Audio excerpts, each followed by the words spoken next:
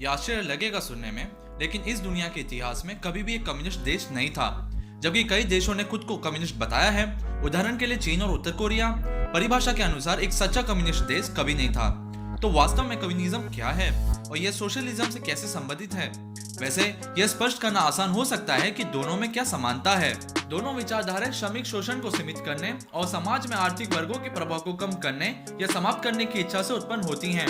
वैसे कम्युनिज्म और सोशलिज्म दोनों पर दर्जनों भिन्नताएं हैं और अलग अलग तरीकों के आधार पर इन विचारधाराओं को विभिन्न देशों में लागू किया जाता है। वह स्टालिनिज्म, लेनिनिज्म, ट्रॉकीइज्म और माओइज्म और अन्य भी हैं जो विभिन्न रूपों से मार्क्सिज्म के संस्करण हैं। क्रांति की विभिन्न शैलियों के साथ युगल हैं। कार्ल मार्क्स एक अर्थशास्त्री और दार्शनिक थे जिन्होंने कम्युनिस्ट मैनिफेस्टो का सहलेखन किया और कम्युनिज्म पर अन्य पुस्तकें भी लिखी। संक्षेप में बताया जाए तो उनका सिद्धांत इस विचार के इर्द गिर्द केंद्रित था कि जैसे यूरोप राजशाही से लोकतांत्रिक अर्थव्यवस्था में परिवर्तित हो रहा था और श्रमिकों का शोषण उन लोगों द्वारा किया जा रहा था जिनके पास उत्पादन का साधन था। इसलिए यदि आप किसी कारखाने या खेत में काम करते हैं तो उस समय जितने भी लोग कारखाने या खेत के मालिक हैं वे मजदूर से ज्यादा मेहनत निकाल रहे हैं और वह कम। यह मालिकों से एक अंतर्निहित असमानता पैदा करता है जिसे मार्क्स ने बुर्जोजी कहा है और मजदूरों पर शोषण को प्रोलेटेरिएट कहा है। मार्क्सिज्म में इस असमानता को ठीक करने के लिए समाज को एक मॉडल की ओर शिफ्ट होना चाहिए जहां मजदूर इस शक्ति को धारण करता है सामूहिक रूप से उत्पादन के साधनों को नियंत्रित करके। यहीं से सोशलिज्म और कम्युनिज्म का खेल शुरू होता है। मार्क्स के अनुसार सोशलिज्म कम्युनिज्म का अर्धदूत है और कैपिटलिज्म के बाद अगला कदम है।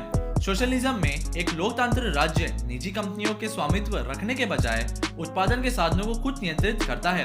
कैपिटलिस्ट समाज में एक दूसरे के साथ प्रतिस्पर्धा करने के बजाय सोशलिज्म में श्रमिकों का उतना ही योगदान होता है जितना वे अच्छे से अच्छा कर सकते हैं और फिर वे सभी उस अच्छे में से सभी चीज समान रूप से बांट लेते हैं।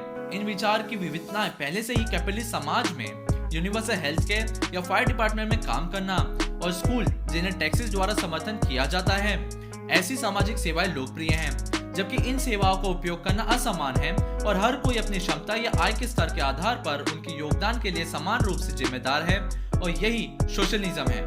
लेकिन एक बार जब राज्य उत्पादन के सभी साधनों को नियंत्रित करता है तो अगला कदम सभी सामूहिक चीजों का मालिक बन जाना है और केवल उत्पादन का नहीं बल्कि निजी संपत्ति सहित समाज और अर्थव्यवस्था के सभी पहलुओं का मालिक बन जाना। निजी संपत्ति को समाप्त करने का इरादा एक मनीलेस, स्टेटलेस और क्लासलेस समाज बनाना है जहां हर कोई स्वस्थ और खुशहाल रहने के समान सामूहिक लक्ष्य की दिशा में काम करता है। हर कोई वही करता है जो वे योगदान कर सकते हैं और बदले में वे वही चीज का उपयोग करेंगे जिसकी उनको इच्छा है। जैसा कि हमने पहले कहा था, कोई कम्युनिस्ट देश नहीं था और न कभी हुआ है। हर कम्युनिस्ट देश वास्तव में एक सोशलिस्ट देश है जिसमें राज्य कुछ हद तक रोजगार और अर्थव्यवस्था को नियंत्रित करता है। यहाँ तक कि कम्युनिस्ट रूस का पूरा नाम union of Soviet socialist Republic था। संक्षेप में बताए तो सोशलिज्म और कम्युनिज्म बिल्कुल अलग नहीं है, बल्कि अर्थशास्त्र का मानना है कि एक बार राज्य के समाज और अर्थव्यवस्था पर पर्याप्त नियंत्रित होने के कारण सोशलिज्म कम्युनिज्म का अर्धदूत बन जाता है। लेकिन यह कुल नियंत्रण एक प्रमुख कारण है कि सोशलिस्ट देश इस आदर्श तक पहुंचने के लिए संघर्ष करता है। इसी वजह से पूर्व यूएसएसआर, वेनेजुएला, वियतनाम और नॉर्थ कोरिया जैसे देशों में भ्रष्टाचार व्याप्त हुआ है। वो भी लोगों के कारण जो सत्ता में थे, उन्होंने उस शक्ति का दुरुपयोग किया और दूसरे लोगों को उस शक्ति को देने से इनकार कर दिया। वैसे सोशलिस्ट के साथ जुड़ने पर कम्युनिज्म आदर्शों को अविश्वसनीय सफलता मिली है, जैसे स्वीडन और कनाडा जैसे देशों में हुआ है। सत्ता का लालच और सरकार पर काबू पाने की मानवीय बाधा सबसे बड़ा कारण है जिसकी वजह से हमने कभी भी एक सच्चे कम्युनिस्ट देश नहीं देखा है।